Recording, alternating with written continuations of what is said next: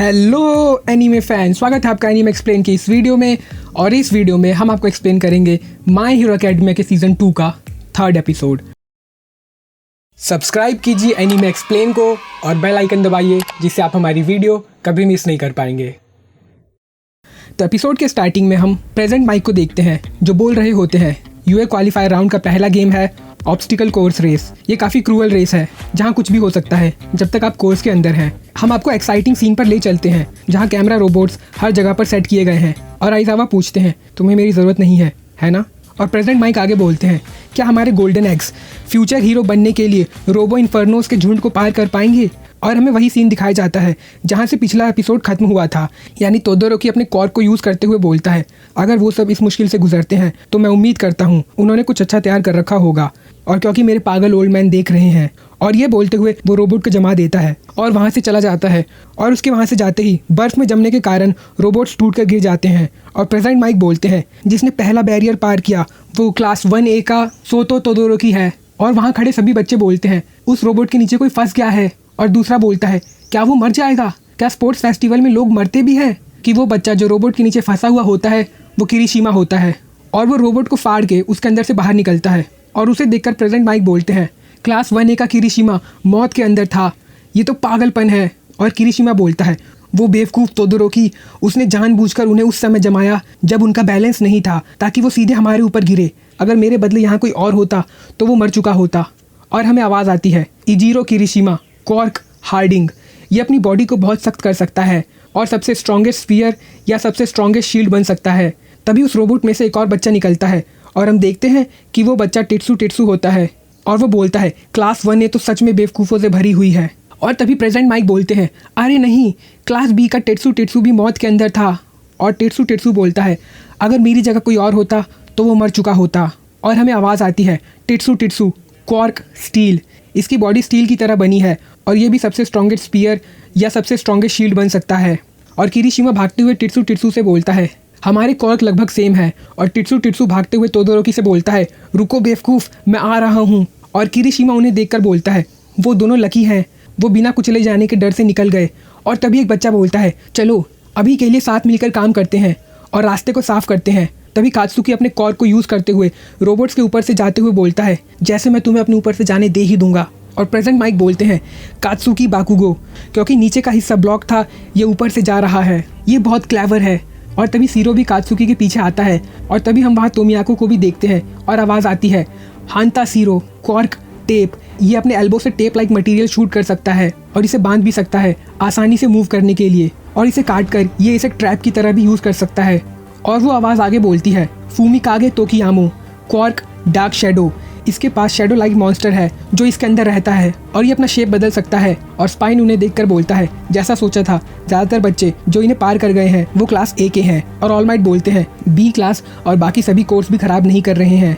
और आइजावा बोलते हैं क्लास A खड़े रहने में समय बर्बाद नहीं कर रही है। और हम देखते हैं कि तेनिया रोबोट को किक मारते हुए वहाँ से निकल जाता है। और जीरो अपने कॉर्क का यूज़ करके उन रोबोट्स की फ्रीक्वेंसी को मैनिपुलेट कर देती है जिससे रोबोट्स गिर जाते हैं और वो वहाँ से चली जाती हैं।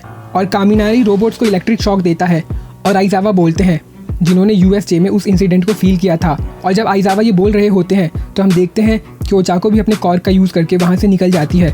और आइजावा आगे बोलते हैं इस इंसिडेंट ने इनके दिल में डर जमा दिया है। जिन्होंने इनसे डील किया और बाहर निकले वो सभी अपने अनुभव का इस्तेमाल कर रहे हैं अपने झिझक को मिटाने के लिए। और हम मिडोरिया को देखते हैं जो भागते हुए मन में बोलता है मैं वन फॉर ऑल के भरोसे नहीं रह सकता। और ये बोलते हुए वो जा ही रहा होता है मगर तभी एक रोबोट उस पर हमला करता है जिसे वो डॉज कर लेता है। और तभी उसे वहाँ एक रोबोट का पार्ट मिलता है और वो आर्मर को उठाकर रोबोट पर अटैक करता है जिससे वो ज़मीन पर गिर जाता है। और मिडोरिया उस आर्मर को लेकर भागते हुए बोलता है ये एक शील्ड भी बन सकती है, ये काफ़ी यूज़फुल है। और तभी योयाराजू अपने कॉर्क से एक कैनन का क्रिएशन करती है और उसे रोबोट पर यूज़ करती है जिससे सभी रोबोट्स खत्म हो जाते हैं और वो भागने लगती है।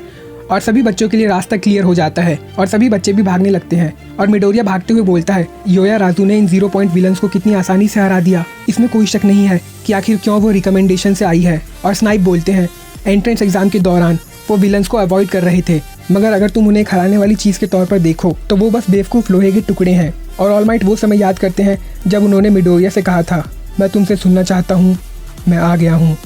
और उस समय को याद करते हुए ऑल माइट बोलते हैं मैंने उससे कहा भले ही मुझे पता था कि ये ठीक समय नहीं है इससे कोई फ़र्क नहीं पड़ता कि ये बंद है, बस नेक्स्ट राउंड में पहुंच जाना। और प्रेजेंट माइक बोलते हैं, क्या पहला बैरियर आसान था, तो सेकंड के बारे में क्या ख्याल है। और हम वहाँ खाई देखते हैं जिसके बीच में कुछ चट्टानें उभरी होती हैं। और प्रेजेंट माइक बोलते हैं, अगर तुम गिरे तो तुम आउट, अगर तुम्हें गिरना नहीं है तो रेंगो, ये है फॉल। और ओचाको आशिडो से बोलती है, इन्होंने ये स्टेज कब बनाया। और आसुई वहाँ से जंप करके उस खाई पर लगी रस्सी को पकड़ लेती है और खाई को पार करते हुए बोलती है, ये रस्सी तो काफ़ी पतली है। और उसे देखकर आशिडो बोलती है, वो काफ़ी फास्ट है। और तभी सपोर्ट कोर्स की स्टूडेंट माई हात्सुमे बोलती है, ये मेरा चांस है दिखाने का, ये समय है मेरे सपोर्ट आइटम्स को दिखाने का।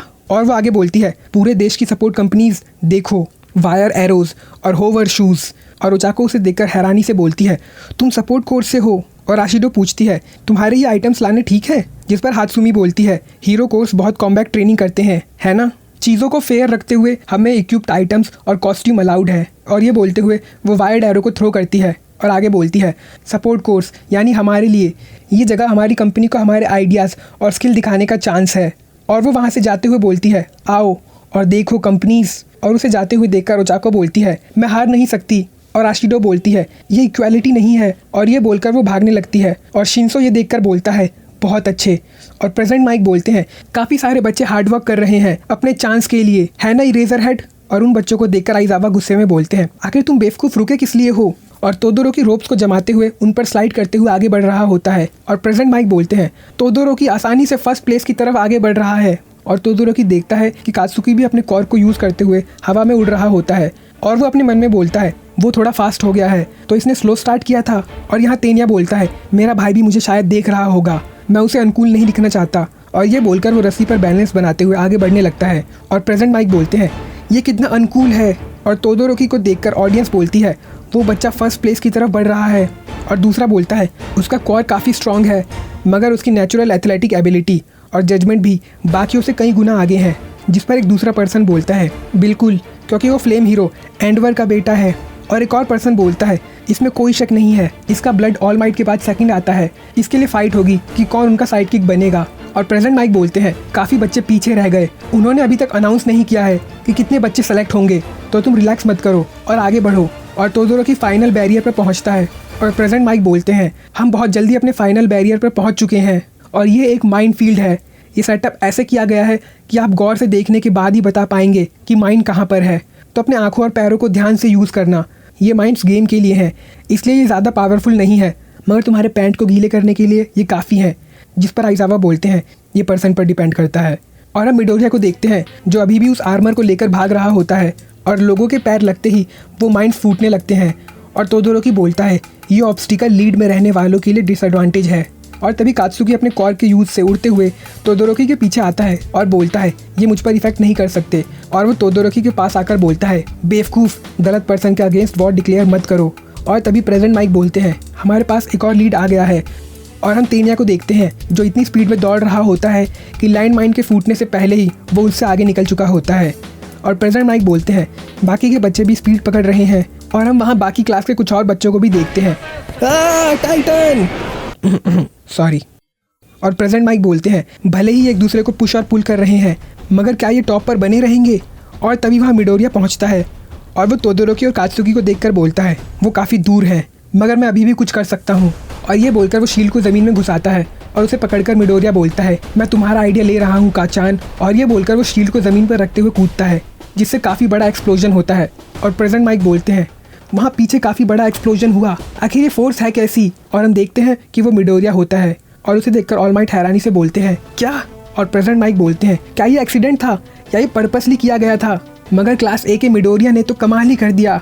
और हमें कुछ मिनट पहले का सीन दिखाया जाता है और हम देखते हैं कि मिडोरिया ज़मीन खोदते हुए बोलता है, लैंड माइंस जिन पर पैर रखते ही वो एक्टिव हो जाते हैं, ये पावरफुल नहीं है, मगर अगर मैं कई सारे इकट्ठा कर लूँ। और ये बोलकर वो कई सारे लैंड माइंस को इकट्ठा करता है और उन पर कूदता है। और प्रेजेंट माइक बोलते हैं, वो लीड में आ गया। और उसे देखकर पूरी जनता मानो पागल हो जाती है।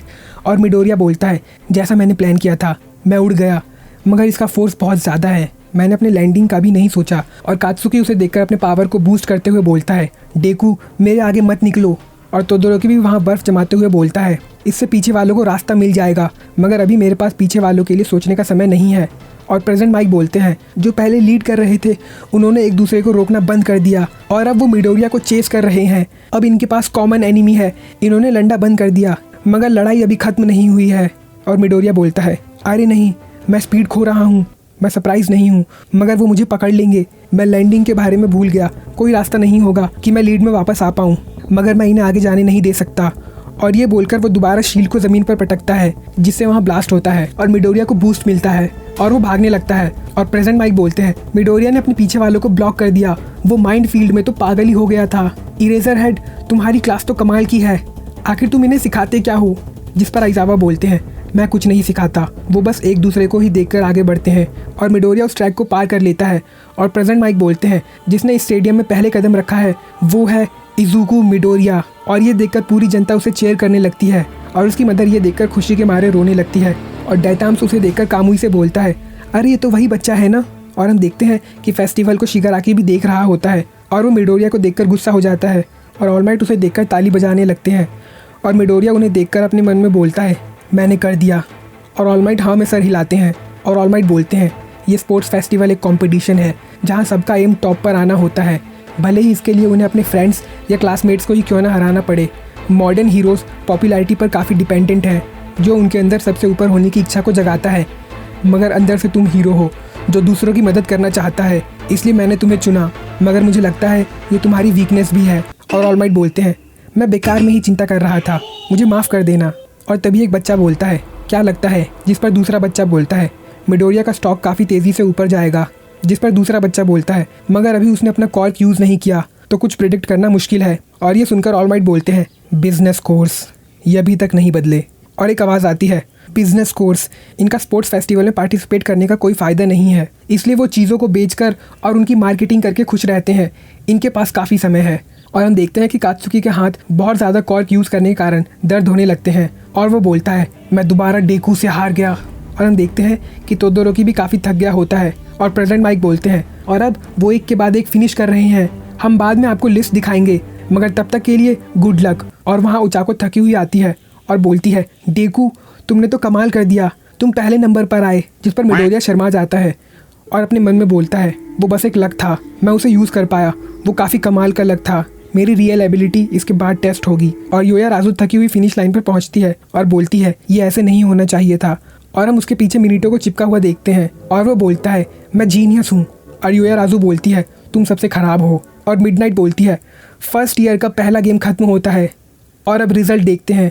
और रिज़ल्ट होता है इजुकु Midoriya first, second Shoto Todoroki, Katsuki Bakugo third, Ibara Shiozaki fourth, Juzo Honenuki fifth, Tenya Iida sixth, Fumikage Todoroki seventh, Sero और किरिशिमा एट्थ और नाइन्थ, टिट्सू टिट्सू 10th, ओजिरो आइजावा आसुई 11th, 12th और 13th, सातो शीजो ओचाको 14th, 15th और 16th, योयाराजू मिनीटो 17th, 18th। और ऐसे करते हुए list 42 तक जाती है। और मिडनाइट बोलती है, टॉप 42 नेक्स्ट राउंड में जाएंगे, और अगर तुम इसमें नहीं आ पाए तो चिंता मत करो, हमारे पास तुम्हारे लिए कुछ और भी है। रियल कंपटीशन अब चालू होता है और सेकंड राउंड है कैवरली बैटल। और ये देखकर कामिनारी बोलता है, मैं इसमें बहुत बुरा हूँ। और मिडनाइट बोलती है, पार्टिसिपेंट 2 या 4 टीम बना सकते हैं अपनी मर्जी से, ये आम कैवरी बैटल की तरह ही है, मगर एक चीज़ अलग है, इसके गेम के बेस पर लोगों को पॉइंट्स मिलेंगे। 42 वाले को 5 पॉइंट, 41 वाले को 10 पॉइंट और फर्स्ट वाले को 10 मिलियन। और ये सुनकर मिडोरिया हैरान रह जाता है। और हात्सुमी बोलती है, इसका मतलब अगर तुम फर्स्ट प्लेस की टीम को हरा भी दो तब भी तुम टॉप पर ही रहोगे। और यही खत्म होता है ये एपिसोड। आई होप आपको वीडियो अच्छा लगा। अगर आपको वीडियो अच्छा लगा तो आप इस वीडियो को लाइक कर सकते हैं, इस चैनल को सब्सक्राइब कर सकते हैं, और अगर आपका इस वीडियो या इस चैनल से रिलेटेड कोई क्वेश्चन या कोई सजेशन है तो आप हमें कमेंट कर सकते हैं।